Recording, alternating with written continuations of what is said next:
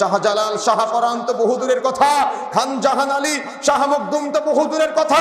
স্বয়ং মসজিদে নববীতে গিয়ে যদি রাসূলের কবরের কাছে সন্তান চান, এটাও শিরক আকবার হয়ে যাবে। কথা বুঝেন নাই? কথা বুঝতে পেরেছেন? শাহজালাল শাহপরান তো বহু দূরের কথা, খান জাহান আলী শাহ মখদুম তো বহু দূরের কথা। স্বয়ং মসজিদ নববীতে গিয়ে রাসূলের কবরের কাছে গিয়ে যদি চান, তবুও শিরক আকবার হবে। আজকে বাংলাদেশে তো মানুষ তাওয়াফ করে শাহজালাল মাজারে গিয়ে, বাংলাদেশে তো মানুষ তাওয়াফ করে শাহপরান মাজারে গিয়ে, বাংলাদেশে তো মানুষ তার মানে তাওয়াফ করে খান জাহান আলীর মাজারে গিয়ে, বাংলাদেশে তো মানুষ তাওয়াফ করে বিভিন্ন মাজারে গিয়ে। এক সময় রাসূলের কবরের পাশে গিয়ে ঘোরার চেষ্টা করতো, কিন্তু আলহামদুলিল্লাহ এখন বন্ধ করে দেওয়া হয়েছে। সুতরাং মনে রাখার চেষ্টা করতে হবে, দেওয়ার মালিক কোনো বান্দা নয়, দেওয়ার মালিক একমাত্র আল্লাহ, একমাত্র আল্লাহ, একমাত্র আল্লাহ। এই জন্য খাস করে নিতে হবে রবকে।